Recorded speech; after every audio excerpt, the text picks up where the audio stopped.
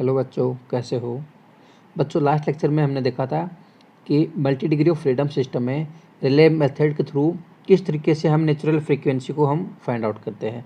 आज हम देखेंगे multi degree of freedom system में डंकरली मेथड के थ्रू किस तरीके से नेचुरल फ्रीक्वेंसी को फाइंड आउट करते हैं। तो बच्चों, इसको समझने के लिए हम एक एग्जाम्पल लेते हैं। Find the fundamental natural frequency of transverse vibration for the system and shown in figure by Dunkerley method. तो बच्चों, हमारे पास ये एक कैंटिलीवर है और इस कैंटिलीवर में M1 और M2 अपने पास दो मास हैं। M1 है 100 kg है और M2 है वो 50 kg है।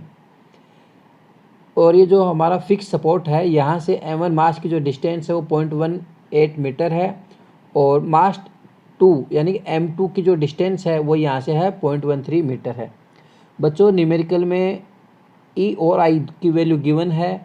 तो बच्चों, हमारा जो भी एग्ज़ाम होगा उस एग्ज़ाम में ये हमको गिवन होगा, डायग्राम गिवन होगा और L1 है, L है, E और I की वैल्यू गिवन होगी और हमको नेचुरल फ्रीक्वेंसी फाइंड आउट करनी होती है।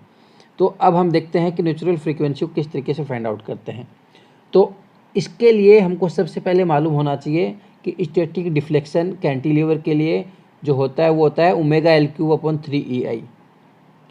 बच्चों, हम देखते हैं कि जो ओनली मास M1 पे जब वो एक्ट कर रहा है उस कंडीशन में जो डिफ्लेक्शन होगा, और डिफ्लेक्शन कितना होगा, del1 = WL³/3 EI।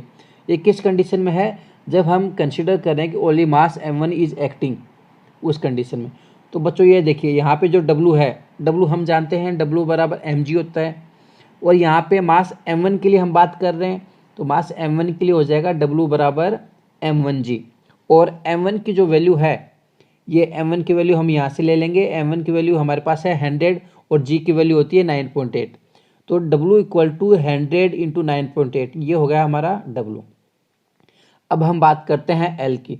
तो यहाँ पे हम देख सकते हैं मास M1 के लिए जो L होगा वो होगा 0.18 मीटर। तो जहाँ पे L है, L की जगह हम क्या पुट करेंगे, 0.18 और L की पावर 3 है तो यहाँ पे पावर आ जाएगा 3 इसमें अपॉन 3 और E और Y की वैल्यू हमको गिवन है कि E मॉडुलस ऑफ इलास्टिसिटी और मोमेंट ऑफ इनर्शिया दोनों की वैल्यू हमको गिवन है। तो हमने E और I दोनों की वैल्यू हमने यहाँ पे पुट की। पुट करने के बाद में हमने निकाल लिया Δ1। Δ1 क्या है, डिफ्लेक्शन M1 मास की वजह से।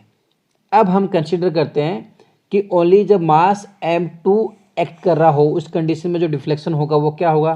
तो हम जानते हैं डिफ्लेक्शन होता है WL³/3 EI और हम del2 की बात कर रहे हैं, यानी कि मास M2 की वजह से अगर हम बात कर रहे हैं तो उस कंडीशन में W बराबर क्या होगा, W = m2g। और M2 की वैल्यू हमारे पास कितनी है, ये देखिए हम M2 की वैल्यू यहाँ से देख सकते हैं। M2 की वैल्यू हमारे पास है 50 kg।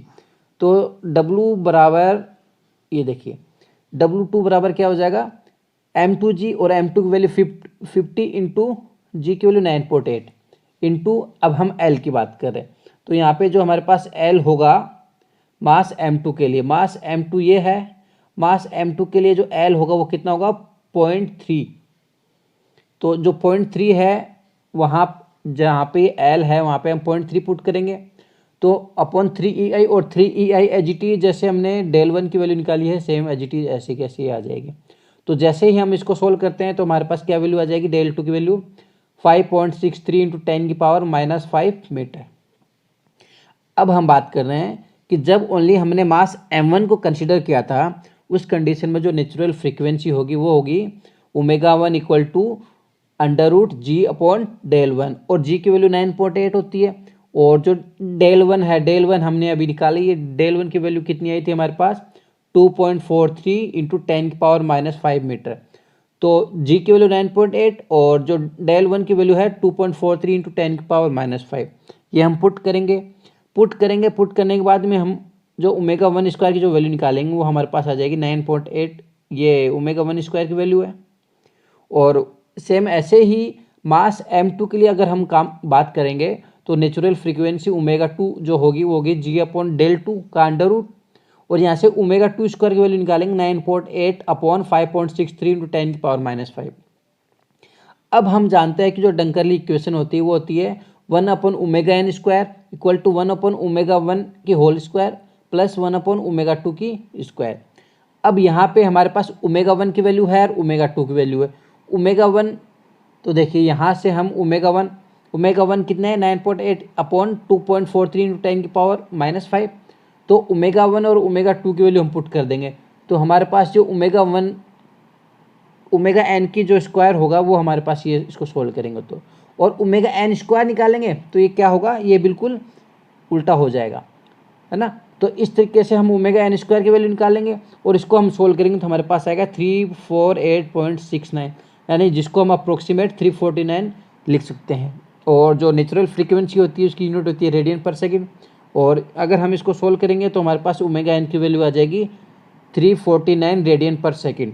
और ये ही हमारी नेचुरल फ्रीक्वेंसी है एक कैंटिलीवर की, जिसमें दो मास m1 और m2 जिसकी वैल्यू 50 mm 100 mm हमारे पास गिवन है। तो बच्चों इस तरीके से हम डंकरली मेथड के थ्रू जो भी कैंटिलीवर होगा, कैंटिलीवर के न्यूमेरिकल हम सोल्व कर सकते हैं और उससे नेचुरल फ्रीक्वेंसी फाइंड आउट कर सकते हैं। बच्चों अब सेम ऐसे ही multi degree of freedom system में अगला मेथड लेके आएंगे।